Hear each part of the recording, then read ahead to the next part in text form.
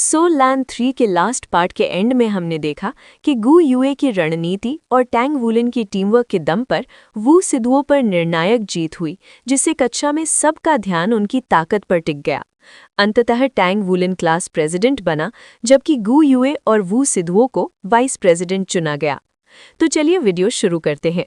जब बाकी पूरी कक्षा कमरे से बाहर निकल रही थी, तब तांग वुलिन की आंखों में संदेह की चमक थी। जो पूरे समय चुप रहे वो झांगकोंग पर टिक गई, लेकिन वो झांगकोंग ने उंगली तक नहीं हिलाई। क्या हो रहा है शिक्षक? वो हम यहाँ आए हैं तब से आपने हमें एक बार भी नहीं पढ़ाया। ये बात तांग वुलिन को बिल्कुल समझ नहीं आई, लेकिन उसने इसे मन में ही दबा लिया और शांति से शेशे और शू शियाओयान के साथ बाहर चला गया। हॉल में कदम रखते ही शेशे तुरंत अपने डॉम की ओर दौड़ पड़ा। वो आज सीखी हुई चीज़ों पर मनन करने के लिए बेहद उत्सुक था। वो ब्रेक थ्रू के बिल्कुल करीब था। शू शियाओयान के चेहरे पर अनिश्चितता साफ झलक रही थी। कैप्टन, क्या आपको लगता है कि मैं श्रेक अकेडमी में टिक पाऊंगी? यहाँ तो सब लोग इतने कमाल के हैं। हालांकि वो प्रतियोगिता के अंत तक टिकी रही थी, लेकिन ये ज्यादातर उसकी चतुराई की वजह से था। उसने खुद को पहले लुओ गुइशिंग की टीम में छुपा लिया था और बाद में अपने असली साथियों से जा मिली। उन्हीं के सहारे वो इतनी देर तक टिक पाई थी, इसलिए वो अच्छी तरह जानती थी कि वो कितनी कमजोर है, खासतौर पर दिन के समय। तांग वुलिन ने मुस्कुराते हुए उसे ढाढ़स दिया। खुद को कम मत आंको। तुम्हें पता है, जब मेरी मार्शल सोल पहली बार जागी थी तब वो सिर्फ ब्लू सिल्वर घास थी, लेकिन मैंने कभी हार नहीं मानी और एक एक कदम आगे बढ़ता रहा, और देखो आज मैं यहाँ तक पहुँच गया। तुम भी ऐसा कर सकती हो। इसके अलावा तुम्हारी मार्शल सोल एक बेहद शानदार वेरिएंट है। मुझे पूरा भरोसा है कि जब तुम्हारा सोल रैंक बढ़ेगा तब तुम उसकी असली ताकत दिखा पाओगी। तुम्हारी युद्ध समझ और बेहतर मार्शल सोल के साथ कौन जानता है कि तुम कितनी चमक सकती हो। शू शियाओयान का चेहरा खिल उठा। हाँ, आप सही कह रहे हैं। मुझे पूरी कोशिश करनी होगी और मजबूत बनना होगा। तांग वुलिन हंसे बिना नहीं रह सका। अच्छा है कि तुम इतनी आसानी से अपना आत्मविश्वास नहीं खोती। उसके चेहरे से पहले वाली परेशानी पूरी तरह गायब हो चुकी थी। अगर अभिनय उसकी दूसरी पेशा होती तो निस्संदेह वो कक्षा प्रतिनिधि होती। जब वे अपने डॉम पहुंचे तो उन्होंने देखा कि शेशे पहले से ही ध्यान में बैठा था। तांग वुलिन ने बिना एक पल गवाए उसके साथ ध्यान करना शुरू कर दिया। दोपहर का भोजन पास था, लेकिन वो एक सेकंड भी बर्बाद नहीं करना चाहता था। दोपहर तक प्रथम वर्ष के कक्षा प्रतिनिधि तय हो चुके थे। गू यू डिजाइनर प्रतिनिधि बन गई, तांग वुलिन की तरह 2 पद संभालते हुए। बाद में यांग वियेंशिया से उसे पता चला कि वो चौथे रैंक की डिजाइनर थी। उसने ये बात कभी बताने की जरूरत ही नहीं समझी थी। कई लोगों ने मेका डिजाइनर बनने का रास्ता चुना था, फिर भी वो पूरी कक्षा में सबसे आगे रही। इससे उसकी काबिलियत साफ झलकती थी। मेका प्रतिनिधि की सीट लुओ गुइशिंग को मिली, जो तीसरे रैंक की चरम सीमा पर था। ये नहीं कहा जा सकता कि उसके पास कोई मुकाबला नहीं था। शू यूचेंग ने उससे उस पद के लिए जबरदस्त टक्कर ली थी, यहाँ तक कि लुओ गुइशिंग लगभग हार ही गया था। सुंदरता के पीछे छुपी वू से दो असल में कुशल मैकेनिक थी। उसने मैकेनिक प्रतिनिधि का ताज अपने नाम किया। मैकेनिकों को कम नहीं आंका जा सकता था। उन्हें डिजाइन और निर्माण दोनों की गहरी समझ होनी पड़ती थी। ये एक तरह का मिश्रित पेशा था। हालांकि वो दोनों क्षेत्रों की चरम सीमा तक नहीं पहुंच सकते थे, लेकिन उन्हें इतना ज्ञान जरूर होना चाहिए कि वो क्षतिग्रस्त मेका की मरम्मत कर सके। छठे रैंक पर पहुंचने के बाद मेका मैकेनिक युद्ध कवच तक की मरम्मत कर सकते थे। ये ऐसे प्रतिभाशाली लोग थे जिन्हें विकसित होने में लंबा समय लगता था, और चूंकि कम लोग इस रास्ते को चुनते थे, कुशल मैकेनिकों की मांग डिजाइनर या मेकर से भी ज्यादा थी। इस क्षेत्र को चुनने वालों की संख्या केवल ब्लैक स्मिथ से थोड़ी ज्यादा थी। इतना ज्यादा ज्ञान चाहिए कि ज्यादातर लोग डरकर पीछे हट जाते थे। हालांकि 7 प्रतिनिधि पद थे, लेकिन कुल मिलाकर केवल 4 प्रतिनिधि थे। कक्षा अध्यक्ष और फोर्जिंग प्रतिनिधि तांग वुलिन, उपाध्यक्ष और डिजाइनर प्रतिनिधि गू यूए, उपाध्यक्ष और मैकेनिक प्रतिनिधि वू सिद्धुओ, और अंत में मेका प्रतिनिधि लुओ गुइशिंग। संयोगवश दोपहर के भोजन के दौरान तांग वुलिन ने सुना कि बाकी ग्रेड्स में भी हालात कुछ ऐसे ही थे। जो छात्र अध्यक्ष या उपाध्यक्ष बने थे वो अक्सर अपने पेशे में असाधारण होते थे और ज्यादातर एक से ज्यादा पद संभालते थे। यहाँ तक कि एक प्रतिभाशाली छात्र ऐसा भी था जो डिजाइनर, मेकर और मैकेनिक तीनों का प्रतिनिधि था, साथ ही उपाध्यक्ष भी। वो अंत में इनर कोर्ट में चला गया और अब केवल अकेडमी ही उसकी असली क्षमता जानती है। इन सब के तय हो जाने के बाद कक्षाएं पूरी तरह शुरू हो गई। उस दोपहर तांग वुलिन ब्लैकस्मिथ एसोसिएशन नहीं गया। फिलहाल उसके पास पर्याप्त योगदान अंक थे और खाने की भी कोई चिंता नहीं थी। उसकी प्राथमिकता अपनी साधना बढ़ाना और तीसरी सोल रिंग हासिल करना था। इसके बाद वो एक बार फिर स्पिरिट रिफाइन करने की कोशिश करेगा। उसकी सोल रैंक और ब्लैकस्मिथ रैंक के बीच असंतुलन को देखते हुए सोल रैंक बढ़ाना बेहद जरूरी था। सोल पावर बढ़ाने का कोई शॉर्टकट नहीं था, बस निरंतर साधना करनी थी और धीरे धीरे आगे बढ़ना था। शू शाओयान ने भी उसका अनुसरण किया और ध्यान में बैठ गई। वो रैंक 30 पार करके तीसरी सोल रिंग पाने से बस एक कदम दूर थी। ये सोचकर ही वो उत्साह से कांप उठी कि उसे कौन सी नई सोल स्किल मिलेगी और साथ ही उसकी दूसरी स्पिरिट सोल। लेकिन जब वो शांति से ध्यान कर रहे थे तभी वर्किंग स्टूडेंट डॉर्मेट्री के एक और कोने में एक अनचाहा मेहमान प्रकट हुआ। तो अब से मैं यहीं रहूंगा। युएनजेंग ने युआनएन के सामने वाले बिस्तर पर खुद को गिरा दिया। लगभग तुरंत ही युआनएन का चेहरा सख्त हो गया। ये मेरा कमरा है, बाहर निकलो। तुम्हारा? ये अकेडमी का है, तुम्हारा नहीं। अकेडमी ने मुझे ये कमरा दिया है, तो अब हम रूममेट हैं। हम दोनों दूसरे ग्रेड के छात्र हैं, समझे? या फिर तुम्हें डर है कि मैं तुम्हारा राज जान लूंगा? नहीं, मुझे बस तुमसे नफरत है, युआनएन ने दांत पीसते हुए कहा। युआनएन आज दूसरे ग्रेड में शामिल हुआ था और पूरे दिन कक्षा में हंगामा मचा रहा था। अगर अनुभव की कमी न होती तो शायद वो कक्षा अध्यक्ष को चुनौती भी दे देता। दुर्भाग्य से उसके लिए दूसरे ग्रेड का अध्यक्ष खुद युआनएन था, एक अत्यंत सम्मानित वर्किंग स्टूडेंट। युआनएन उठा और दरवाजे की ओर बढ़ा। कहाँ जा रहे हो? युआनएन ने ठंडी आवाज में कहा। कमरा बदलने की अर्जी देने। तुम्हारे साथ कमरा साझा करने का ख्याल ही मुझे बीमार कर देता है। तुम मेरी साधना के लिए बुरा प्रभाव हो। तुम? अगर खुद को इतना काबिल समझते हो तो मुझसे मुकाबला करो। लेकिन युआनएन बिना कुछ कहे कमरे से बाहर चला गया। युआनएन ने मन ही मन चीख मारी। उसकी आंखें अब भी बंद दरवाजे पर जमी हुई थीं। ये आदमी! उसे युआनएन से लड़ने की तीव्र इच्छा को दबाना पड़ा। वो उसे बार बार उकसा रहा था, लेकिन हर बार युआनएन ने मुकाबले से इनकार कर दिया। उसने सोचा था कि पूरी कक्षा के सामने सार्वजनिक उकसावा काम कर जाएगा, लेकिन शांत और ठंडे अध्यक्ष का मुखौटा जरा भी नहीं टूटा। इसकी चमड़ी कितनी मोटी है! असलियत ये थी कि युआनएन की हैसियत युएनझेंग की कल्पना से कहीं ऊपर थी। जब वो उसे उकसा रहा था तब हर सहपाठी ने उसे तिरस्कार की नज़र से देखा। किसी को भी वो अपने अध्यक्ष का योग्य प्रतिद्वंद्वी नहीं लगा। इसके बाद वो लगभग बहिष्कृत सा हो गया। फिर भी इससे उसका हौसला नहीं टूटा। वर्किंग स्टूडेंट बनने की उसकी एक वजह थी फॉलन एंजल लड़की को ढूंढना। लेकिन पूछताछ के बाद उसे पता चला कि वर्किंग स्टूडेंट्स में कोई लाल बालों वाली लड़की नहीं थी। कोई और रास्ता न बचने पर उसे अपनी खोज की रिपोर्ट अकेडमी को देनी पड़ी। लेकिन जवाब वही था जो पहली बार मिला था। अकेडमी इस मामले को संभालेगी और एक छात्र के रूप में उसका काम पढ़ाई करना है, बेकार की तलाश में समय गंवाना नहीं। फिर भी इस सब में एक सकारात्मक बात थी। युएनझेंग हमेशा से वर्किंग स्टूडेंट्स की कहानियों से मोहित रहा था। अब जबकि वो खुद एक वर्किंग स्टूडेंट बन गया था तो उसकी जिज्ञासा और बढ़ गई। भले ही उसके लिए इनर कोर्ट में जाना तय था, लेकिन वो जानना चाहता था कि वर्किंग स्टूडेंट्स के नाम तले किस तरह के लोग रहते हैं। अब वो खुद देख सकेगा। जहां तक युआनएन का रूममेट बनने की बात थी, ये पूरी तरह उसके नियंत्रण से बाहर था। ये तो अकेडमी का फैसला था। आखिरकार वे दोनों ही दूसरे ग्रेड के छात्र थे। तुम में मुझे धमकाने की इतनी हिम्मत कैसे हुई? उसकी गरजती हुई आवाज पूरे कमरे में गूंज उठी। दीवारें कांप उठीं, मानो कान फट जाएंगे। ये एक अजीब सा कमरा था, 300 वर्ग मीटर से भी बड़ा और पूरी तरह धातु से बना हुआ। कुर्सी हो, मेज हो या उपकरण, सब कुछ धातु का था, मानो ये कोई भविष्य की धातु सभ्यता हो। ये आवाज एक लंबे कद के व्यक्ति की थी, जिसकी टांगें लंबी और मांसपेशियां दुबली लेकिन सशक्त थीं। उसके घने काले बाल उसके चेहरे की बनावट को और उभार रहे थे। तीखी जबड़े की रेखा और भयानक निगाहें। केवल देखने से उसकी उम्र का अंदाजा लगाना मुश्किल था। दिखने में वो 30 से ज्यादा का नहीं लगता था, लेकिन उसकी आंखों में दशकों के अनुभव की झलक थी। कनपटियों पर सफेद बाल बर्फ की तरह चमक रहे थे, जो उसके बाकी काले बालों से तीखा विरोध पैदा कर रहे थे। लेकिन सबसे ज्यादा ध्यान खींचने वाली उसकी हथेलियां थीं। वे साधारण लोगों से कहीं बड़ी थीं। उंगलियों के जोड़ स्पष्ट नहीं थे, गोरी और कोमल, किसी युवती की तरह। उसकी हथेलियां जेड पत्थर की तरह पारदर्शी लग रही थीं, पर उसकी आंखें, वे आग की तरह दहक रही थीं। हाँ, मैं तुम्हें धमका ही रहा हूं, एक अधेड़ उम्र का आदमी चहकते हुए बोला। उसके होठों पर बेफिक्र और निलर मुस्कान थी। अगर टैंग वुलिन ये दृश्य देखता तो वो अपनी आंखों पर यकीन ही नहीं कर पाता।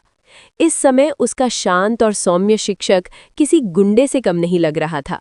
मुस्कुराता हुआ वो व्यक्ति कोई और नहीं बल्कि ईस्ट सी ब्लैकस्मिथ एसोसिएशन का अध्यक्ष और स्काई सी अलायंस का सबसे महान लोहार मू चेन था। जब तुमने उस शहर में जाने की जिद की थी जहां पक्षी तक गंदगी नहीं करते, तब मैंने तुम्हें रोका नहीं। तुम्हारे नेतृत्व में स्काई सी अलायंस की अर्थव्यवस्था फल फूल रही है और अब तुम कह रही हो कि इस्तीफा देना चाहते हो? क्या किसी गधे ने तुम्हारे सिर पर लात मार दी है? काले बालों वाले व्यक्ति की आवाज झुंझलाहट से भरी थी। उसने दांत भींचकर अपने उबलते गुस्से को दबाने की कोशिश की। हर बार इस आदमी को देखकर मेरा खून क्यों खौलने लगता है?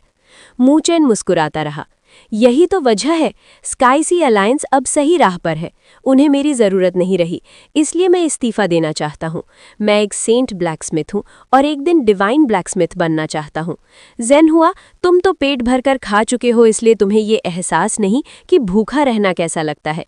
मैं अब तक अपनी नींव मजबूत कर रहा था, अगली सीढ़ी पर चढ़ने की तैयारी में। बकवास, ज़ेन हुआ दहाड़ा। तुम अभी टाइटल डॉलुओ भी नहीं बने हो और डिवाइन ब्लैकस्मिथ बनने की सोच रहे हो।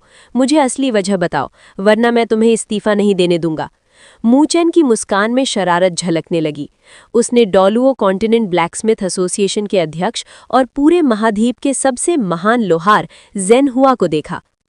जो होगा देखा जाएगा, मुझे तुम्हारी मंजूरी की जरूरत नहीं, मैं जा रहा हूं। वो खड़ा हुआ और दरवाजे की ओर बढ़ा। रुको! एक पल में ज़ेन हुआ उसके सामने आ गया और रास्ता रोक लिया। मैं अनुमति दूंगा, लेकिन पहले मुझे ठोस वजह चाहिए। मुझे बाकी उच्च पदाधिकारियों को जवाब देना होगा। तुम एसोसिएशन के स्तंभ हो, ऐसे अचानक कैसे छोड़ सकते हो? वो उंगली हिलाता हुआ बोलता गया, आवाज और तेज होती चली गई। तुम मुझसे क्या करवाना चाहते हो? क्या हम भाई नहीं हैं? मुझे छोड़कर जाने की सोच भी कैसे सकते हो? जरा भी ज़मीर नहीं है क्या? मूचेन की आंख फड़क गई। ये नाटक मुझ पर मत आजमाओ, हम बहुत पुराने साथी हैं। ठीक है, तुम्हारा मान रखता हूँ। मैं पूरी तरह इस्तीफा नहीं दूंगा, लेकिन मेरा तबादला किसी और शाखा में कर दो। मैं बहुत समय से महाद्वीप के किनारे पड़ा हूँ, अब मैं केंद्र में रहना चाहता हूँ। उसने ठोड़ी पर हाथ रखा। श्रेक सिटी बुरा नहीं लगता, मुझे वहाँ की शाखा का अध्यक्ष बना दो। अगर ऐसा किया तो मैं एसोसिएशन में रहूंगा, वरना मैं जा रहा हूँ। तो यही तुम्हारा असली मकसद था? जैसे मूचेन उसे समझता था, वैसे ही ज़ेन हुआ भी उसे समझता था। वे बचपन से साथ थे, साथ में लोहार बने, दोनों ही प्रतिभाशाली, सबसे अच्छे दोस्त और सबसे बड़े प्रतिद्वंदी। दरअसल वे दोनों एक ही लड़की से प्रेम कर बैठे थे। अंत में उन्हें चुनना पड़ा, सपना या प्यार। ज़ेन हुआ ने करियर चुना, मूचेन ने लड़की से शादी कर ली। मूचेन सिर्फ अपने शहर की वजह से ईस्ट सी में नहीं था। ठीक है, श्रेक सिटी चले जाओ, लेकिन याद रखना वहाँ का माहौल अलग है। श्रेक अकेडमी के कारण सारी एसोसिएशन कमज़ोर है और वहाँ के ब्लैकस्मिथ एसोसिएशन में वो पागल बूढ़ा भी है। उससे उलझना मत। स्तर में तुम दोनों बराबर हो, लेकिन लड़ाई में तुम्हारे 10 भी उसके 1 के बराबर नहीं। मूचेन ने कड़वी मुस्कान दी। अगर वो नाराज हुआ तो क्या? तुम्हारा सहारा तो है ही। ज्यादा परेशान किया तो उसे तुम्हारे पास भेज दूंगा। ज़ेन हुआ के होंठ फड़कने लगे। क्या मैं तुम्हारा कर्जदार हूँ? हाँ। ज़ेन हुआ हंस पड़ा। ठीक है, तुम जीत गए। बाओर कैसी है? बहुत अच्छी, मूचेन बोला। तुम हमेशा दूसरों का फायदा उठाना जानते हो। खैर छोड़ो, मैं इसे तुम्हारे और तुम्हारी पत्नी के लिए एहसान मानता हूँ। श्रेक सिटी कब निकल रहे हो? अभी, मूचेन ने जवाब दिया। अगर देर हुई तो डर था कि उसका शिष्य कोई और छीन लेगा। लिटिल शी भी साथ आ रही है? हाँ, पत्नी और बेटी दोनों। क्या तुम लिटिल शी का श्रेक अकेडमी में दाखिला करवा सकते हो? ज़ेन हुआ के गाल फिर भड़क गए। ऐसे बोल रहे हो जैसे ये बहुत आसान है। है तो? मूचेन ने भौहें हिलाईं। आसान? कमरा फिर से गूंज उठा। तुम जानबूझकर मुझे सताना चाहते हो ना? बिल्कुल। निकलो, अभी निकलो। तुम्हारा वो स्मग चेहरा और नहीं देखना। तुम क्या कर रहे हो? टैंग वुलन ने देखा कि यूएन ने नल के पास कुछ चीजें धो रहा है। इतनी सुबह सफाई? क्या ये जरूरत से ज्यादा साफ सुथरा है? यूएन ने गंभीर चेहरे से उसे देखा। एक परेशान करने वाला कीड़ा आ गया था, इसलिए मैंने कमरा बदल लिया था। अब सफाई करनी पड़ रही है। यूए जेंगयू, तुम्हें पता है? यूएन की आंखों में संदेह आ गया। हाँ, उसी से सुना। वैसे भी तुम दोनों एक ही क्लास में हो। वो अभी डॉर्मिट्री में है? हाँ। टैंग वुलन मुस्कुराया। तो मैं हमारे नए वर्किंग स्टूडेंट का स्वागत करने जाता हूँ। ये कहकर वो यूएनए के पुराने कमरे की ओर चला गया। यूएनए ने उसे जाते हुए देखा और भौहें सिकोड़ ली। किसी वजह से उसे लगा कि टैंग वुलन कुछ शरारत करने वाला है। खैर, निशाना यूए जेंगयू है तो ठीक ही है। दरवाजे पर पहुंचकर टैंग वुलन ने दस्तक दी। कौन है? दरवाज़ा खोलते ही यूए जेंगयू टैंग वुलन को देखकर चौंक गया। सुना तुम यहाँ शिफ्ट हो गए हो तो स्वागत करने आ गया। आओ। यूए जेंगयू बिल्कुल खुश नहीं लग रहा था। पूरा डॉम देखने के बाद वो समझ गया था, ये जगह एक यंग मास्टर के लायक बिल्कुल नहीं थी, लेकिन अपने घमंड के कारण वो बीच में हार मानने वाला नहीं था। अगर यूएन ने यहाँ रह सकता है तो वो भी रह सकता है। कमरा सामान्य था, टैंग वुलन के कमरे जैसा। काफी साफ था। यूएनए की मेहनत साफ झलक रही थी। यूए जेंग्यू बिस्तर के किनारे बैठ गया। माफ करना, अभी गेस्ट्स के लिए कुछ खास नहीं है, जहां जगह मिले बैठ जाओ, लेकिन कहना पड़ेगा तुम वर्किंग स्टूडेंट्स की हालत वाकई बहुत बुरी है। टैंग वुलिन ने कंधे उचकाए। अब तुम भी तो वर्किंग स्टूडेंट हो, सहना पड़ेगा। वैसे मैं एक बात करना चाहता था, शायद तुम्हें दिलचस्प लगे। क्या? टैंग वुलिन ने दोनों हाथ आगे बढ़ाए। रोशनी की चमक के साथ 2 धातु के टुकड़े उसकी हथेलियों में प्रकट हुए। जैसे ही वो सामने आए, चमक बिखर गई। कमरा तारों के समुद्र जैसा जगमगा उठा। यूए जेंग्यू की आंखें चमक उठी। ये उल्कापिंड लोहा है? उसकी पृष्ठभूमि को देखते हुए उसे पहचानने में कोई शक नहीं था। तांग वुलिन मुस्कुराया। जैसा तुम कह रहे हो, ये प्रथम श्रेणी का 1000 परिष्कृत उल्कापिंड लोहा है। इसकी उत्कृष्ट गुणवत्ता के बारे में तुम जरूर जानते हो।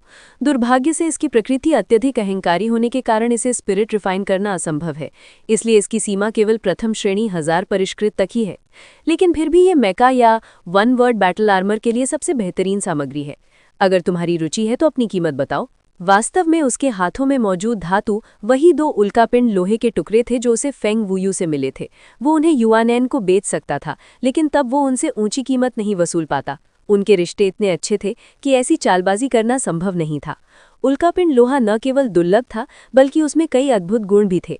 इन्हीं कारणों से ये 2 प्रथम श्रेणी 1000 परिष्कृत उल्कापिंड लोहे के टुकड़े अन्य प्रकार की स्पिरिट रिफाइंड धातुओं के बराबर माने जा सकते थे। अगर वो इन्हें ऊंचे दाम पर न बेच पाता तो उसे खुद पर शर्म आती। वो एक भी योगदान अंक गंवाना नहीं चाहता था। आखिरकार वही अंक महंगे भोजन का खर्च उठाने के काम आते थे। अपनी कीमत बताओ, यूएनएन ने कहा।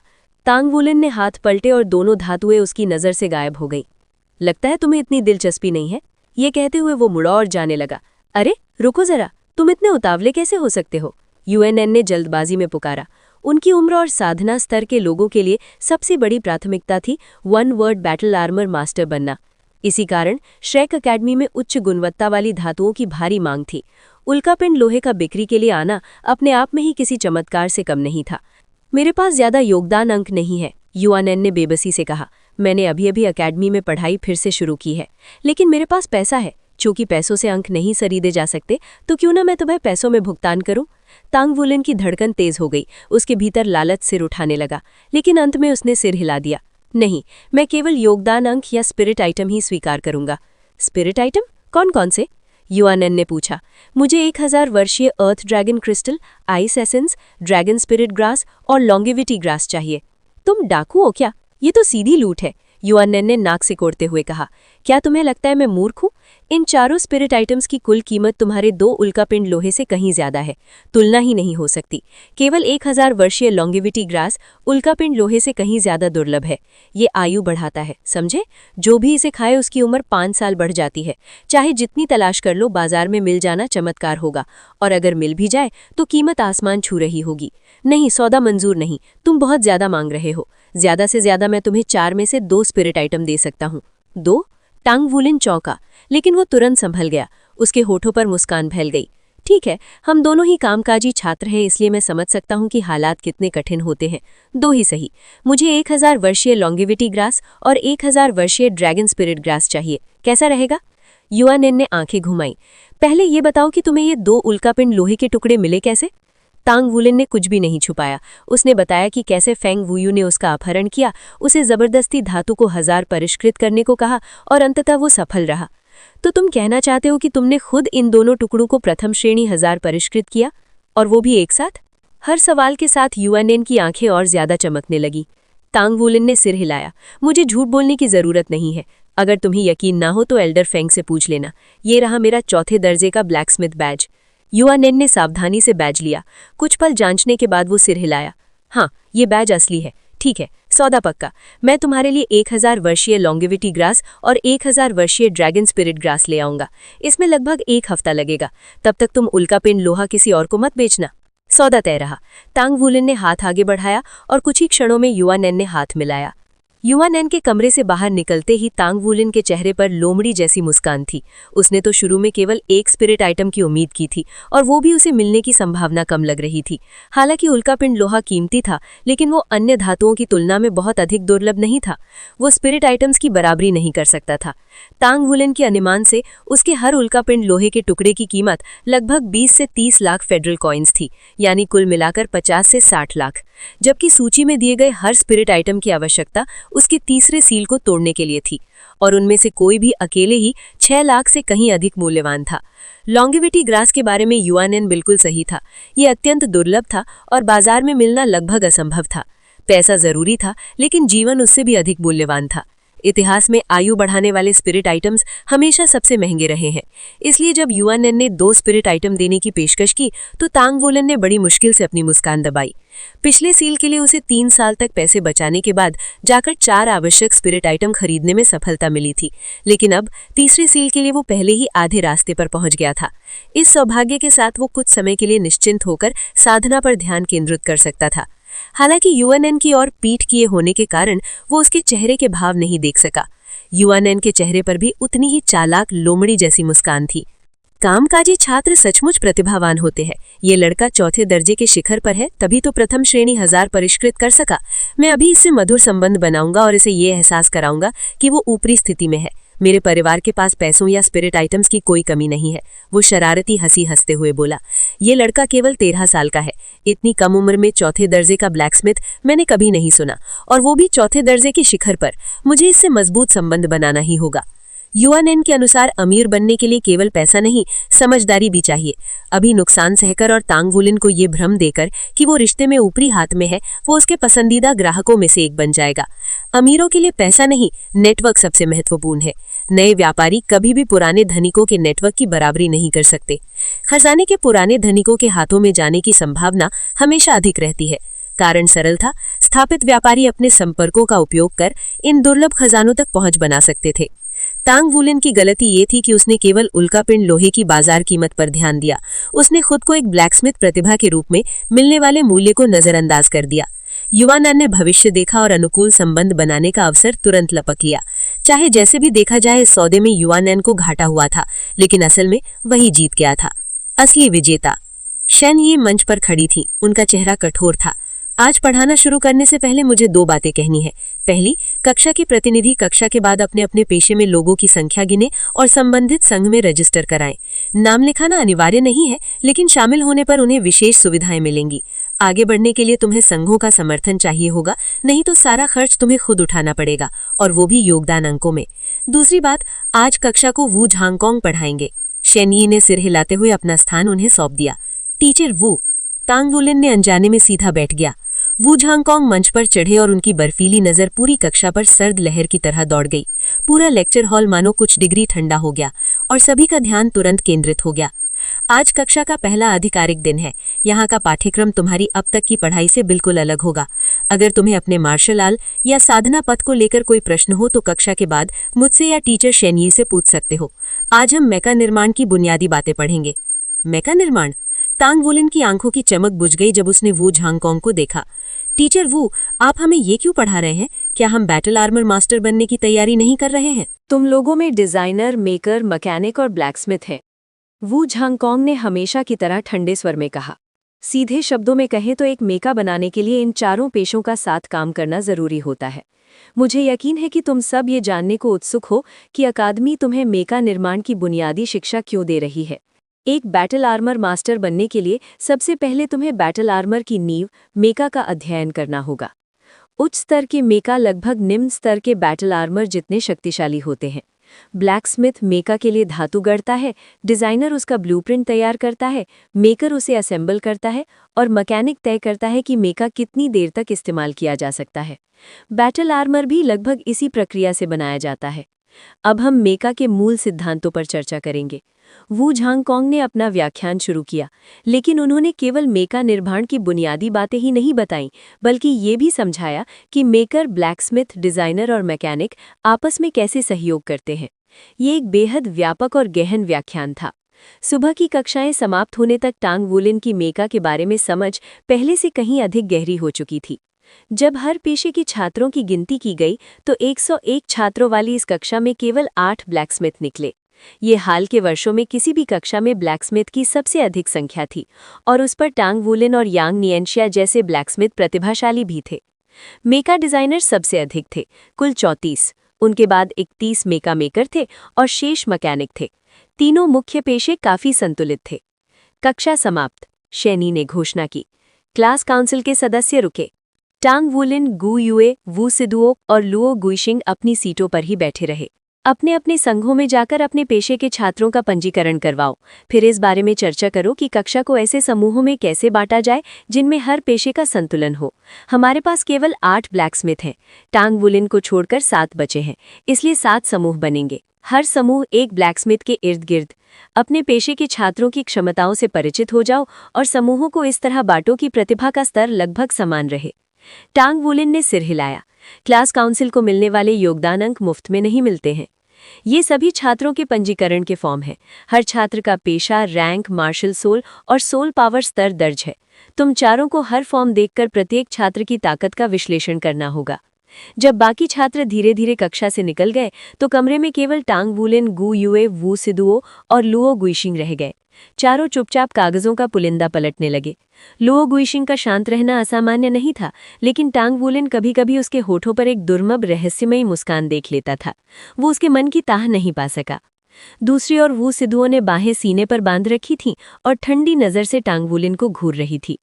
गु युए बस कुर्सी से टेक लगाए बैठी थी। उसके चारों ओर शांति का आभा मंडल था। ये पहली बार है जब हम साथ काम कर रहे हैं, इसलिए मैं कुछ कहना चाहूंगा, टांग वुलेन ने मुस्कुराते हुए कहा। क्लास प्रेसिडेंट होने के नाते वो जिम्मेदारियों से बच नहीं सकता था। शिक्षिका शेन के निर्देशों के अनुसार हम सबसे कम संख्या वाले पेशे को केंद्र में रखकर समूह बनाएंगे।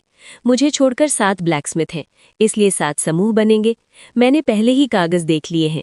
एक ब्लैकस्मिथ प्रथम रैंक का है, 5 द्वितीय रैंक के और एक तृतीय रैंक का। द्वितीय और तृतीय रैंक के बीच का अंतर बहुत बड़ा नहीं है, लेकिन प्रथम और द्वितीय रैंक के बीच का अंतर काफी ज्यादा है। निष्पक्षता के लिए मैं तुम तीनों से अनुरोध करता हूं कि प्रथम रैंक वाले ब्लैकस्मिथ के समूह में मजबूत डिजाइनर, मैकेनिक और मेकर रखे जाएं। गु युए ने सिर हिलाया। मुझे कोई आपत्ति नहीं। डिजाइनर सबसे अधिक है, कुल 34। 6 समूहों में 5-5 डिजाइनर होंगे और एक समूह में 4। तृतीय रैंक वाले ब्लैकस्मिथ के समूह में 4 डिजाइनर होंगे। मैं संतुलन बना दूंगी। मुझे भी कोई दिक्कत नहीं, लुओ गुइशिंग मुस्कुराया। निष्पक्ष बंटवारा मुश्किल नहीं होगा। मैं शुरू करता हूँ। जितनी जल्दी काम खत्म होगा उतनी जल्दी छुट्टी मिलेगी। वू सिदुओ ने चुपचाप सिर हिला दिया। समूह बनाना ज्यादा कठिन नहीं था। पूरी तरह समानता असंभव थी, लेकिन वे काफी करीब पहुंच गए।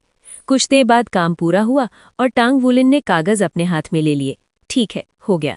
तुम सब आराम करने जाओ। मैं ये कागज शिक्षिका शेन को दे देता हूँ। तो फिर क्लास प्रेसिडेंट को ही ये काम सौंपते हैं, लुओ गुइशिंग ने कहा और चला गया। वू सिदुओ भी बिना कुछ कहे उठी और बाहर चली गई। दोनों के जाने के बाद गु युए के चेहरे की निष्प्रभावी अभिव्यक्ति थोड़ी नरम पड़ी। वाह, प्रेसिडेंट की कितनी इज्जत है, वो हल्के मजाक में बोली। दोनों ने अभी उसे स्वीकार नहीं किया। ये स्वाभाविक है, टांग वुलेन ने कड़वी मुस्कान के साथ उत्तर दिया। श्रेक में हर कोई प्रतिभाशाली है तो घमंड होना तय है। मैं धीरे धीरे उन्हें मना लूंगा। भविष्य में अगर मैं इस पद के योग्य ना रहा या कोई बेहतर आ गया तो मैं खुद भी प्रेसिडेंट नहीं बनना चाहूंगा।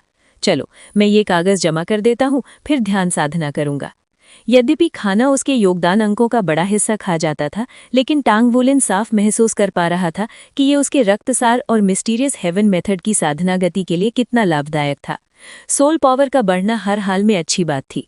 वो रैंक 30 से ज्यादा दूर नहीं था और उसे पता था कि तीसरा सोल रिंग प्राप्त करना उसकी सबसे बड़ी प्राथमिकता थी। उसके बाद वो स्पिरिट रिफाइनिंग कर सकेगा और योगदान अंकों की चिंता समाप्त हो जाएगी। बैटल आर्मर बनाते समय असफलता संभव है। दरअसल उच्च गुणवत्ता वाली सामग्री इस्तेमाल करने से असफलता की संभावना और बढ़ जाती है। इसी कारण श्रेक एकेडमी का हर छात्र जो भविष्य का बैटल आर्मर मास्टर था, स्पिरिट रिफाइंड धातु की तलाश में रहता है। टांग वुलेन ने पहले ही उच्च स्तरीय ब्लैकस्मिथ होने के फायदे देख लिए थे। उसे पता था कि 5वें रैंक पर स्थिर हो जाने के बाद अपनी कारीगरी के बदले वो जो चाहे पा सकता था। उसकी वर्तमान योजना थी रैंक 30 तक पहुंचना, अपनी स्पिरिट रिफाइनिंग कला को पूर्ण करना और साथ ही मेका और बैटल आर्मर का अध्ययन जारी रखना। युद्ध अभ्यास जैसी चीजों को वो बाद में भी कर सकता था। गोल्ड लाइट एक 1000 वर्षीय स्पिरिट सोल था, इसलिए तीसरे सोल रिंग की चिंता भी नहीं थी। जब टांग वुलिन गु युए के साथ शिक्षकों के कार्यालय पहुंचा तो शेन ई ने उससे कागज ले लिए। जल्दी से उन्हें पलटने के बाद उसने संतोष में सिर हिलाया। उत्कृष्ट, तुम सब ने कड़ी मेहनत की है। टांग वुलिन, क्लास प्रेसिडेंट होने के नाते आगे तुम्हें और भी जिम्मेदारियां उठानी होंगी। तैयार रहो। समझ गया। टांग वुलिन जानता था कि जिम्मेदारियों के साथ साथ उसका ज्ञान भी बढ़ेगा। श्रेक अकेडमी हमेशा सर्वांगीण प्रतिभाओं को निखारती है, लेकिन हम विशिष्ट प्रतिभाएं भी तैयार करते हैं। शैनी ने उसे ध्यान से देखते हुए कहा, ब्लैकस्मिथ के रूप में तुम स्वर्ग द्वारा धन्य हो, लेकिन इसका मतलब ये नहीं कि तुम आराम कर सकते हो। मैंने सुना है कि परसों एल्डर फेंग तुम्हें उठा ले गए थे। टांग वुलिन ने कड़वी मुस्कान के साथ सिर हिलाया। चिंता की बात नहीं, मैं अब श्रेक के ब्लैकस्मिथ संघ का सदस्य हूँ। फेंग वुयू के बारे में सोचकर टांग वुलिन असमंजस में था। वो व्यक्ति पूरी तरह सनकी था, लेकिन सौभाग्य से उसका अपना गुरु जल्द आने वाला था। कम से कम ब्लैकस्मिथिंग स्किल के मामले में उसे अपने गुरु पर पूरा भरोसा था। मेरा नाम किसने लिया? इसी पल आग जैसे बालों वाला फेंग वुयू अंदर आया। टांग वुलिन को देखते ही उसकी आंखें चमक उठी और वो जोर से हंसा। मैं तुम्हें ही ढूंढ रहा था। इतनी जल्दी मिल गया, क्या किस्मत। बच्चा, जरा किनारे खड़े रहो, मुझे इस शेन ई लड़की से कुछ बात करनी है। नमस्कार एल्डर फेंग। शेन ई तुरंत खड़ी हुई और आदर सम्मान किया। फेंग वुयू ने हाथ हिलाया। कोई जरूरत नहीं, बस एक छोटी सी बात है इसी बच्चे के बारे में। ये स्वर्ग द्वारा प्रदत्त ब्लैकस्मिथ प्रतिभा है। मैं इसे अच्छे से संवारना चाहता हूँ, लेकिन ये मुझे गुरु मानने को तैयार नहीं। तुम्हें क्या लगता है मुझे क्या करना चाहिए? शैनी हक्की बक्की रह गई। मैं क्या बताऊं? क्या मैं ब्लैकस्मिथ हूँ? नहीं, और मैं उसे मजबूर भी नहीं कर सकती। उसने पास खड़े वू झांगकोंग की ओर मदद भरी नजर डाली। नमस्कार एल्डर फेंग। वू झांगकोंग आगे बढ़ते हुए बोले, जैसा कि आप जानते हैं, हमें केवल छात्रों के पेशों के बारे में सुझाव देने का अधिकार है। हम उन पर कुछ थोप नहीं सकते। निर्णय उन्हें स्वयं लेना होता है। क्या आप उन्हें मना नहीं पाए? वू झांगकोंग का चेहरा हमेशा की तरह ठंडा था, लेकिन उसके शब्द पहले से भी अधिक तीखे थे। उसने गेंद सीधे फेंग वुयू के पाले में वापस फेंक दी। फेंग वुयू ने ठहाका लगाया। अरे बदमाश, ये मत समझना कि मुझे याद नहीं है कि तुम इतने सालों तक बिना कोई खबर दिए गायब रहे। मुझसे जुबान लड़ाना चाहते हो? ठीक है, मैं अब तुम दोनों की परवाह नहीं करूंगा। वैसे भी मैं यहाँ सिर्फ ये बताने आया था कि भविष्य में उसे ज्यादा जिम्मेदारियां मत देना। उसे मुझसे सीखने के लिए जितना हो सके उतना समय चाहिए। खैर, मैं चलता हूँ। बच्चे, मेरे साथ आओ। जब तुम श्रेक अकेडमी के छात्र हो तो मुझे अपना शिक्षक मानो। मुझे इससे कोई फर्क नहीं पड़ता कि तुम मानते हो या नहीं। अब से मैं तुम्हारा शिक्षक हूँ। ये कहते हुए उसने तांग वुलिन को कंधे पर उठा लिया और बाहर निकल गया। फेंग वुयू के सामने तांग वुलिन बिल्कुल बेबस था। बुजुर्ग फेंग, क्या आप मुझे नीचे उतार सकते हैं? मैं खुद चल लूंगा। फेंग वुयू ने चालाक मुस्कान के साथ उसे नीचे उतारा। तो आखिरकार तुमने मुझे अपना शिक्षक मान ही लिया? आप सही कह रहे हैं, इस परिसर में मैं पहले से ही आपका छात्र हूँ। तांग वुलिन ने फेंग वुयू को सीधी नज़र से देखा, मानो उसे नजरें फेरने की चुनौती दे रहा हो। फेंग वुयू ने जोर से सांस छोड़ी, अपनी नापसंदगी जताते हुए कहा, इतना समय लगा तुम्हें ये सीधी सी बात समझने में। मेरे साथ रहोगे तो तुम्हारा भविष्य उस किसी ब्लैकस्मिथ संघ के छोटे से लड़के से कहीं ज्यादा उज्जवल होगा। जैसे ही वे शिक्षकों के कार्यालय से बाहर निकले, फेंग वुयू ने तांग वुलिन को फिर से पकड़ा और बिजली की तरह दौड़ पड़ा। कुछ ही सेकंड में वे उसकी कार्यशाला में पहुंच गए। कार्यालय में शेन यी और वू झांगकोंग ने एक दूसरे को चिंतित नजरों से देखा। बुजुर्ग फेंग बहुत जल्दीबाजी करते हैं, शेन यी ने बुदबुदाया। क्या हमें शिक्षक को इसकी सूचना देनी चाहिए? वू झांगकोंग ने सिर हिलाया। जरूर देनी चाहिए। बुजुर्ग फेंग का स्वभाव काफी अजीब है। वुलिन समझदार है और जानता है कैसे पेश आना है, लेकिन वो दिल से जिद्दी भी है। अगर वे दोनों बहस में उलझ गए तो शिक्षक का पास होना बेहतर होगा। गु युए की आंखों में चिंता की झलक आई। शिक्षक, वुलिन किसी खतरे में तो नहीं है ना? वू झांगकोंग ने सिर हिलाया। ज्यादातर नहीं। बुजुर्ग फेंग परिसर के सबसे शक्तिशाली लोगों में से एक हैं। वो भले ही अजीब हों, लेकिन ब्लैकस्मिथिंग के प्रति बेहद समर्पित हैं। सच कहूं तो वो पारंपरिक अर्थों में ब्लैकस्मिथ नहीं हैं। उन्होंने केवल अटूट दृढ़ता के बल पर यहाँ तक का सफर तय किया है। उन्होंने 28 साल की उम्र में ब्लैकस्मिथिंग शुरू की थी और खून पसीना बहाकर आज वो 8वें दर्जे के सेंट ब्लैकस्मिथ बन गए हैं। इसी वजह से ब्लैकस्मिथिंग को लेकर उनका अपना अनोखा दृष्टिकोण है। वुलिन उनसे बहुत कुछ सीख सकता है। ये सुनकर अच्छा लगा। शिक्षक वू, शिक्षक शेन, मैं अब चलती हूँ। गु युए सीधे छात्रावास नहीं गई। थोड़ी देर सोचने के बाद वो परिसर से बाहर की ओर चली गई। फेंग वुयू की कार्यशाला में फंसा हुआ तांग वुलिन बेबसी से उस सनकी आदमी को देख रहा था। बुजुर्ग फेंग, मैं अभी फॉर्जिंग नहीं कर सकता। फेंग वुयू की नजरें जैसे आग उगल रही थीं। क्यों नहीं? क्या थोड़ी सी उपलब्धियां मिलते ही तुम्हें घमंड हो गया है? याद रखो, सफलता की कुंजी है दृढ़ता। दृढ़ता ही विजय है। क्या ये कहावत कभी नहीं सुनी? सिर्फ प्रतिभा होने से काम नहीं चलता। किसी भी क्षेत्र में शिखर तक पहुंचने के लिए खून पसीना बहाना पड़ता है। ये सुनकर तांग बुलेन ने हाथ उठा दिए। आप जो कह रहे हैं मैं सब समझता हूँ और मैं आलसी नहीं हूँ, लेकिन मुझे पहले कुछ ज़्यादा ज़रूरी काम निपटाने हैं, जैसे कि साधना। आप खुद महसूस कर सकते हैं कि मैं अभी तीसरे रैंक तक नहीं पहुंचा हूं। मैं इस समय केवल रैंक 28 पर हूं। मेरी आत्मशक्ति ही मुझे ब्लैकस्मिथ के रूप में सीवित कर रही है। अगर मेरी आत्मशक्ति पर्याप्त होती तो मैं अभी स्पिरिट रिफाइनिंग कर सकता था। हालांकि मेरा शरीर मेरे साथियों से कहीं ज़्यादा मजबूत है, लेकिन फिर भी सुरक्षित रूप से स्पिरिट रिफाइनिंग करने के लिए मेरी आत्मशक्ति कम से कम रैंक 30 होनी चाहिए। मैं आपसे सीखना चाहता हूँ, लेकिन फिलहाल ये संभव नहीं है। फेंग वुयू चौंक गया। उसका आत्मविश्वास कुछ फीका पड़ गया और वो सिर खुजाने लगा। ये बात तो सही है, तुम इस उम्र में चौथे दर्जे के शिखर पर हो, तो तुमने कहा कि रैंक 30 पर पहुंचने के बाद कोशिश करोगे। उसने अब समझा कि ये वाकई एक वास्तविक समस्या थी। मेरी जन्मजात ताकत और शरीर पर्याप्त है, लेकिन फिर भी रैंक 30 पर पहुंचना जरूरी है। 2 और 3 रिंग के बीच का अंतर गुणात्मक होता है और वही उसकी सुरक्षा सुनिश्चित कर सकता था। फेंग वुयू ने भौहें सिकोड़ी और सिर हिलाया। ठीक है, लेकिन ये मत समझना कि मैं तुम्हें सिखाना छोड़ दूंगा। सिर्फ रैंक 30 ही तो है। मेरे पास कुछ तरीके हैं, लेकिन उसकी कीमत चुकानी पड़ेगी।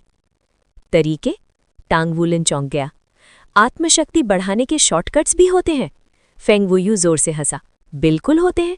मैं तुम्हें रैंक 30 तक पहुंचा सकता हूं, बिना किसी दुष्प्रभाव के। लेकिन बदले में जब तुम 5वें दर्जे के ब्लैकस्मिथ बन जाओगे तो मुझे 10 स्पिरिट रिफाइंड धातुएं देनी होंगी। क्या कहते हो? नहीं धन्यवाद, टांग वुलेन ने तुरंत मना कर दिया। फेंग वुयू का चेहरा जम गया। क्या कहा? एक सोल मास्टर होकर तुम इस अवसर को ठुकरा रहे हो? तुम्हें पता है उम्र और रैंक भविष्य पर कितना असर डालते हैं। लेकिन टांग वुलेन अडिग रहा। मैं धीरे धीरे आगे बढ़ना चाहता हूँ। मुझे पूरा भरोसा है कि मैं 2 महीने में रैंक 30 पर पहुंच जाऊंगा। 10 स्पिरिट रिफाइनिंग वस्तुओं की कीमत बहुत ज़्यादा थी, कम से कम 50,000 योगदान अंक। इतनी बड़ी कीमत टांग वुलेन कभी नहीं चुका सकता था। माफ़ कीजिएगा, लेकिन नहीं, उसने फिर सिर हिला दिया। तुम सच में मुझे गुस्सा दिलाना जानते हो। जल्दी मत कीजिए बुजुर्ग फेंग, रैंक 30 पर पहुंचते ही मैं ज़रूर आपसे सीखने आऊँगा। ये कहकर वो तेज़ी से बाहर निकल गया। फेंग वुयू ने उसे रोका नहीं। वो जानता था कि टांग वुलेन की बातें सही थीं, लेकिन मन ही मन उसने सोचा, इतनी अच्छी पेशकश ठुकरा दी। 10 स्पिरिट रिफाइनिंग तो कितनी सस्ती कीमत थी।